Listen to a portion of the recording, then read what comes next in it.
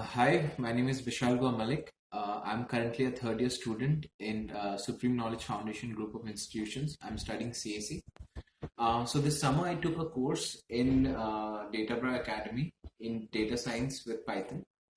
It was a summer training program where they taught everything right, the beginner's course, right from Python to the basics of data science, which are needed for us to, boost our or kickstart our journey in the field of data science and machine learning. We started with the basics of Python for beginners, so if anyone who doesn't have experience, they can also come in and join this course.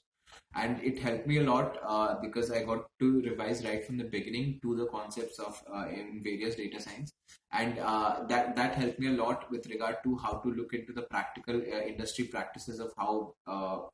As a beginner, I do these things and I look into the different practices. So that was really helpful.